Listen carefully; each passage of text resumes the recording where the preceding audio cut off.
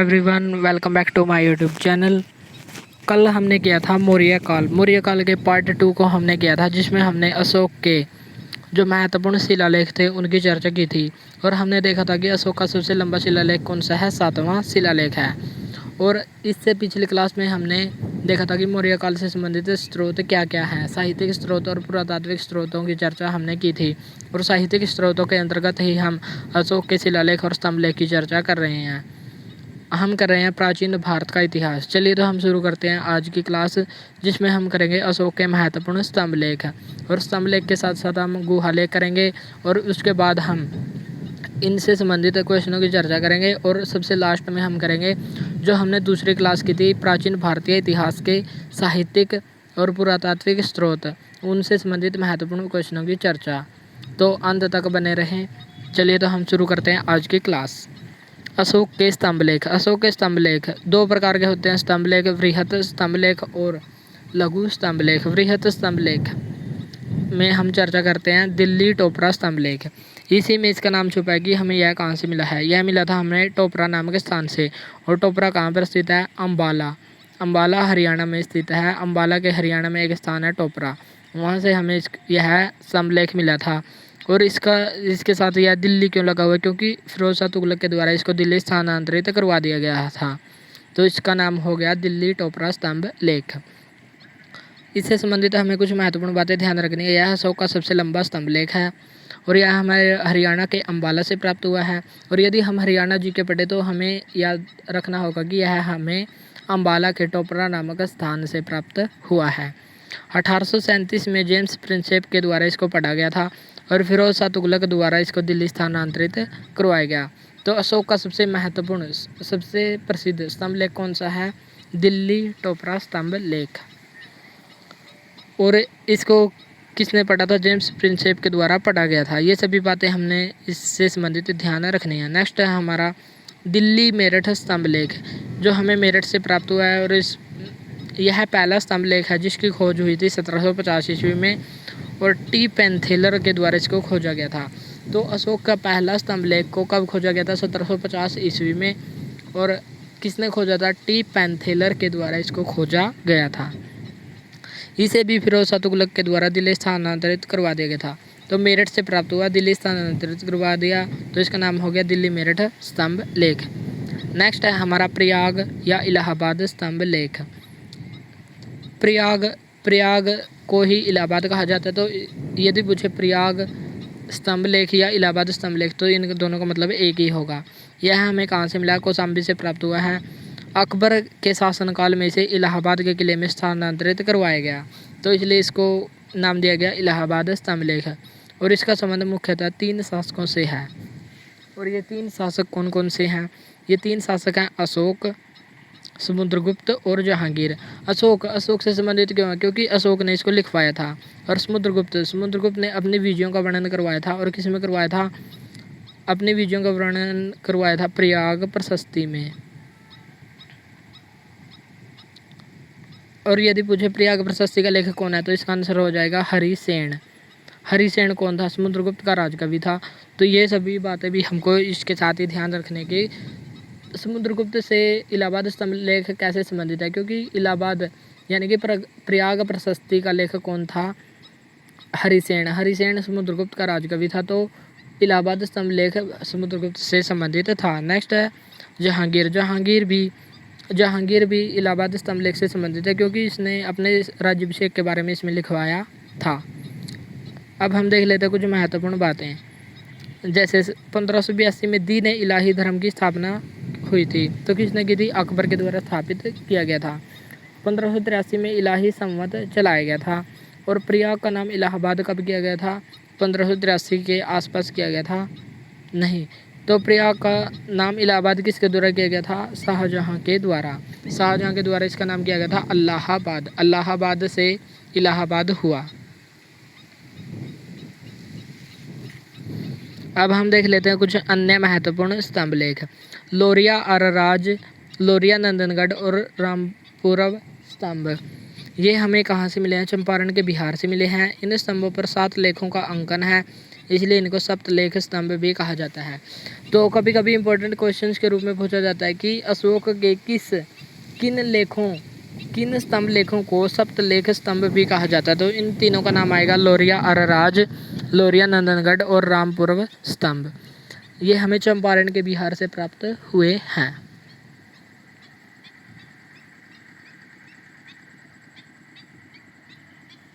Next है हमारा लघु स्तंभ लेख। हमने वृहत स्तंभ लेखों की तो चर्चा कर ली, अब हम करेंगे लघु स्तंभ लेख। लघु स्तंभ लेख में सबसे पहला स्तंभ लेख है रुमेंदेई स्तंभ लेख है। इसके अन्य दो नाम भी हैं, इसको लुम्बिनी लेख और अशोक का आर्थिक लेख भी कहा जाता है। लुम्बिनी लेख क्यों कहा जाता है? क्योंकि यह नेपाल के लुम्बिनी नामक स्थान से प्राप्त हुआ था। और अशोक का आर्थिक लेख भी इसको कहा जाता है। रुमेंदेई स्तंभ लेख से संबंधित महत्वपूर्ण बातें, यह नेपाल से प्राप्त हुआ, इसे लुम्बिनी लेख भी कहा जाता है। और इससे हमें क्या जानकारी मिलती है? इससे हमें जानकारी मिलती है कि अशोक ने अपने शासनकाल के 20वें वर्ष लुम्बिनी यानी कि नेपाल की यात्रा की थी। तो नेपाल यात्रा या लुम्बिनी यात्रा का वर्णन हमें किस स्तंभ लेख से मिलता है? तो आंसर हो जाएगा रुमेंदेई स्तंभ लेख, लुम्बिनी लेख या अशोक का आर्थिक लेख। इससे हमें इसकी जानकारी मिलती है। तो इसके अन्य नाम क्या क्या हैं? अशोक आर्थिक लेख और लुम्बिनी लेख इसके अन्य नाम हैं।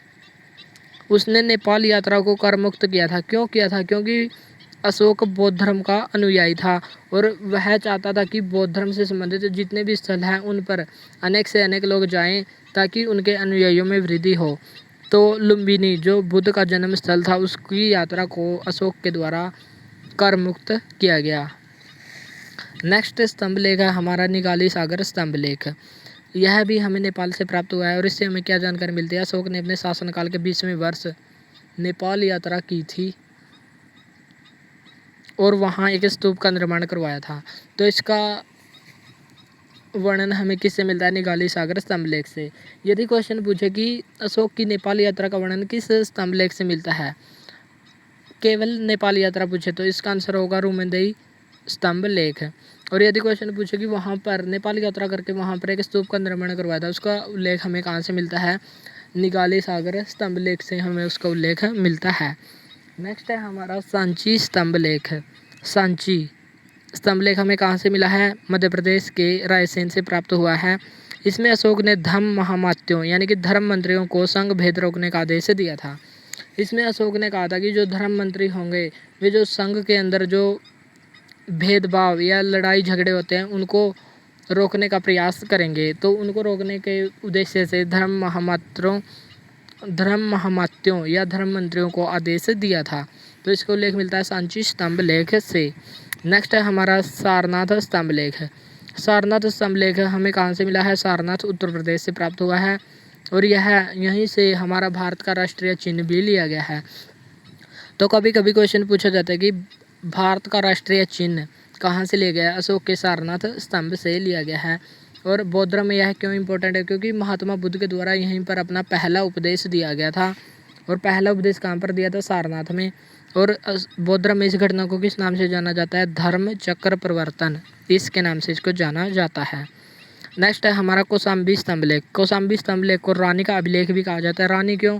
क्योंकि इसमें अशोक की एक रानी थी, अशोक की पत्नी थी कारुबाकी, इसका वर्णन मिलता है। तो किस शिलालेख, किस स्तंभ लेख से हमें अशोक की रानी कारुबाकी का वर्णन मिलता है? तो इसका आंसर हो जाएगा कौशाम्बी स्तंभ लेख। अब हम चर्चा करेंगे गुहा अभिलेख की। गुहा का मतलब है गुफा। गुफाओं पर लिखे गए लेख गुहा लेख कहलाते हैं। और इनमें सबसे महत्वपूर्ण कौन से हैं? इनमें भी सबसे महत्वपूर्ण हैं बराबर की गुफाएं जो हमें बिहार से मिली हैं। इनमें हमें 4 गुफाओं का उल्लेख मिलता है और ये 4 में से 3 गुफाओं का वर्णन तो अशोक के द्वारा निर्माण करवाया गया था। लेकिन एक गुफा थी लोमस ऋषि गुफा, इसका निर्माण करवाया गया था अशोक के पुत्र दशरथ के द्वारा। चलिए तो हम इनको भी देख लेते हैं। सुदामा की गुफा। सुदामा की गुफा इसका निर्माण करवाया अशोक के 12वें वर्ष शासनकाल के 12वें वर्ष करवाया था। तो यह कहाँ पर स्थित है? बिहार, चंपारण बिहार में स्थित है। नेक्स्ट है हमारा कर्ण चौपड़। कर्ण चौपड़ इसका निर्माण करवाया अशोक ने अपने शासनकाल के 19वें वर्ष। शासनकाल के 19वें वर्ष किसने निर्माण करवाया? अशोक ने कर्ण चौपड़ का निर्माण करवाया। नेक्स्ट है हमारा लोमस ऋषि गुफा, इसका निर्माण करवाया अशोक के पुत्र दशरथ के द्वारा। नेक्स्ट गुफा है हमारी विश्व झोपड़ी गुफा। विश्व झोपड़ी गुफा का निर्माण किसने करवाया? अशोक ने अपने शासनकाल के 12वें वर्ष करवाया। नेक्स्ट इम्पोर्टेंट गुफा है सीतामढ़ी गुफा, जो राजगृह के समीप नागार्जुनी पहाड़ियों पर स्थित है। नेक्स्ट है हमारी रामगढ़ की गुफा, जो सरगुजा जिला छत्तीसगढ़ से प्राप्त हुई है। यह इन सभी गुफाओं में हमें केवल इतना ध्यान रखना कि ये कहाँ पर स्थित है और इसका निर्माण किसने करवाया। चलिए तो हम एक बार फिर देख लेते हैं कि कौन सी गुफा का निर्माण किसने करवाया। सुदामा की गुफा, सुदामा की गुफा का निर्माण किसने करवाया? अशोक ने। कर्ण चोपड़ की गुफा का निर्माण करवाया अशोक ने। लोमस ऋषि गुफा का निर्माण किसने करवाया? दशरथ। दशरथ कौन था? अशोक का पुत्र था। नेक्स्ट है विश्व झोपड़ी गुफा, इसका निर्माण करवाया अशोक ने। सीतामढ़ी गुफा कहाँ पर स्थित है? राजगृह के समीप नागार्जुनी पहाड़ियों पर स्थित है। रामगढ़ की गुफा कहाँ पर स्थित है? सरगुजा जिला। सरगुजा जिला कहाँ पर है? छत्तीसगढ़ राज्य में। ये थे इम्पोर्टेंट बातें। अब हम इनसे संबंधित महत्वपूर्ण क्वेश्चनों की चर्चा कर लेते हैं। चलिए तो हम देखते हैं पहला क्वेश्चन, किस अभिलेख को जेम्स प्रिंसेप के द्वारा पढ़ा गया था? तो किसको पढ़ा गया था? दिल्ली टोपरा स्तंभ लेख को पढ़ा गया था। दिल्ली टोपरा नाम क्यों? क्योंकि यह अम्बाला के टोपरा नामक स्थान से प्राप्त हुआ था और फिरोज शाह तुगलक के द्वारा इसको दिल्ली स्थानांतरित करवाया गया था, तो इसका नाम हो गया दिल्ली टोपरा स्तंभ लेख। और जेम्स प्रिंसेप के द्वारा कब पढ़ा गया था? 1837 में इसको पढ़ा गया था। इलाहाबाद स्तंभ लेख से संबंधित 3 शासक कौन कौन से हैं? इलाहाबाद स्तंभ लेख से संबंधित 3 शासक हैं अशोक, समुद्रगुप्त और औरंगजेब। अशोक ने इसको लिखवाया था इसलिए, और समुद्रगुप्त ने अपने विजयों का वर्णन करवाया। समुद्रगुप्त ने अपने विजयों का निर्माण किसमें करवाया? प्रयाग प्रशस्ति में। और प्रयाग प्रशस्ति का लेखक कौन था? हरिसेन, जो समुद्रगुप्त का राजकवि था। औरंगजेब ने अपने विजयों के बारे में इसमें लिखवाया था। औरंगजेब ने इसमें राज्याभिषेक के बारे में लिखवाया। समुद्रगुप्त ने अपनी विजयों के बारे में लिखवाया और अशोक ने इसका लिखवाया था। इसलिए इन तीनों शासकों से इलाहाबाद स्तंभ लेख का संबंध है।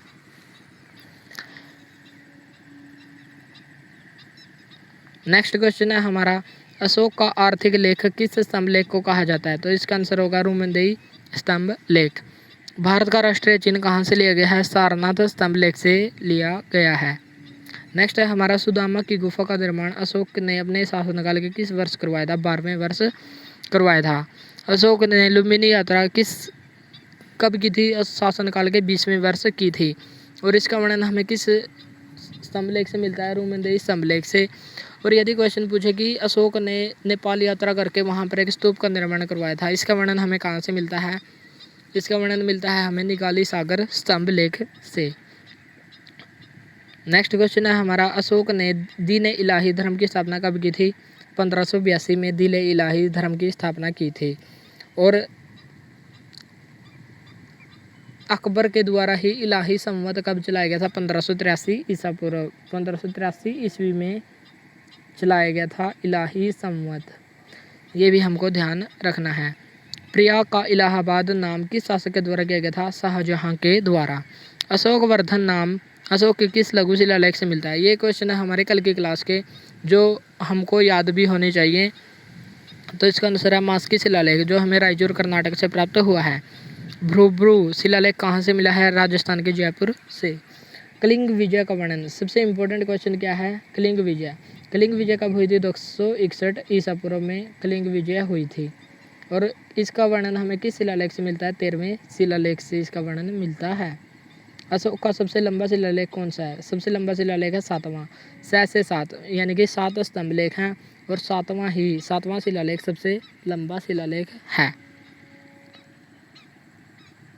अशोक के अभिलेख कितनी लिपियों में लिखित थे? 4 लिपियों में लिखित थे। वे कौन कौन सी है? खरोष्टी, ब्राह्मी, यूनानी और आरामाइक। 4 लिपि कौन कौन सी है? खरोष्टी, ब्राह्मी, आरामाइक और यूनानी। 4 लिपियों में अशोक के अभिलेख लिखित मिले हैं। अब हम करेंगे जो हमने हिस्ट्री की सेकंड क्लास की थी, जिसमें हमने पुरातात्विक और साहित्यिक स्रोत किए थे, उनसे संबंधित महत्वपूर्ण क्वेश्चनों की चर्चा। चलिए तो हम शुरू करते हैं।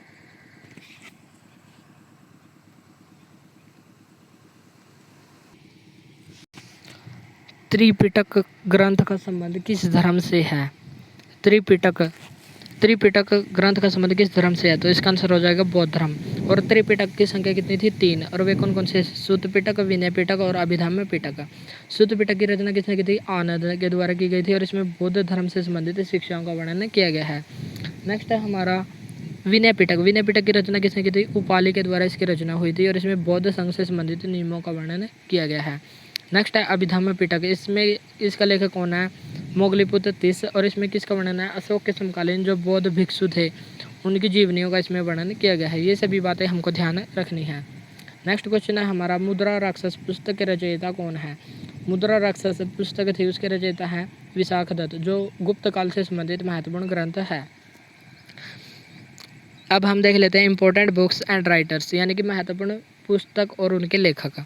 अर्थशास्त्र पुस्तक के लेखक कौन है? चाणक्य। इसी को विष्णुगुप्त और चाणक्य भी कहा जाता है। चाणक्य, कौटिल्य और विष्णुगुप्त। इंडिका पुस्तक की रचना किसने की थी? मैगस्थनीज के द्वारा। महाभाष्य पुस्तक की रचना किसने की? पतंजलि ने की थी। मुद्रा राक्षस पुस्तक के रचयिता कौन है? विशाखदत्त। और पंचतंत्र जो कहानियाँ हैं, रोचक कहानियाँ, उसका लेखक कौन है? विष्णु शर्मा। अभिज्ञान शाकुंतलम प्रसिद्ध नाटक है जिस यह किसने लिखा? कालिदास के द्वारा। और इसी के कारण भारत का शेक्सपियर कालिदास को कहा जाता है। नेक्स्ट क्वेश्चन है हमारा भारत का शेक्सपियर किसको कहा जाता है? कालिदास को। प्राचीन ग्रंथों के समूह को क्या कहा जाता है? पुव्वो। और यदि क्वेश्चन पूछे कि जैन साहित्य को क्या कहा जाता है? जैन साहित्य को कहा जाता है आगम। और बौद्ध साहित्य की भाषा क्या है? पाली भाषा है। और ग्रंथ कौन सा है? त्रिपिटक ग्रंथ। नेक्स्ट क्वेश्चन है हमारा कल्पसूत्र नामक जैन ग्रंथ की रचना किसने की थी? भद्रबाहु ने। पहली जैन संगीति हुई थी 300 ईसा पूर्व में। और इसका आयोजन किसने करवाया था? चंद्रगुप्त मौर्य के द्वारा इसका आयोजन करवाया गया था। इसी में जैन धर्म 2 भागों में विभाजित हुआ था, श्वेतांबर और दिगंबर। श्वेतांबर श्वेत कपड़े पहनते थे और दिगंबर यानी कि दिग प्लस अंबर जो दिशाओं को ही अपने वस्त्र मानते थे, यानी कि नग्न अवस्था में रहते थे, दिगंबर। तो जैन धर्म का 2 भागों में विभाजन कब हुआ था? जैन धर्म का 2 भागों में विभाजन हुआ था पहली जैन संगीति जो 300 ईसा पूर्व में चंद्रगुप्त मौर्य के समय हुई थी। नेक्स्ट क्वेश्चन है हमारा जैन साहित्य की रचना किस भाषा में हुई? यदि पूछे जैन साहित्य की रचना तो प्राकृत भाषा, और बौद्ध साहित्य है तो उसका आंसर होगा पाली भाषा। अब हमारे क्वेश्चन है जिनका आपको कमेंट बॉक्स में आंसर देना है। पहला क्वेश्चन है मनुष्य द्वारा आग का आविष्कार कब किया गया था? इसमें हमने बताना है कि पूर्वापाषाण काल, मध्यपाषाण काल या नवपाषाण काल, किस काल में मानव के द्वारा आग का आविष्कार हुआ था। नेक्स्ट है हमारा भीमबेटका की गुफा कहाँ पर स्थित है? ये क्वेश्चन भी हमको कमेंट बॉक्स में बताना है। ये थी हमारी आज की क्लास जिसमें हमने नई थ्योरी को भी किया, उससे संबंधित महत्वपूर्ण क्वेश्चन देखे, और जो हमारी पुरानी क्लास थी उससे संबंधित भी हमने महत्वपूर्ण क्वेश्चनों की चर्चा की, ताकि जो हमने पीछे पढ़ा है वो भी हमको याद रहे। अगर क्लास अच्छी लगी हो तो इसको लाइक करें, शेयर करें, और इस क्लास की वीडियो को प्राप्त करने के लिए टेलीग्राम ग्रुप को ज़रूर ज्वाइन करें। आज के लिए इतना ही, मिलते हैं नेक्स्ट वीडियो में। Thank you.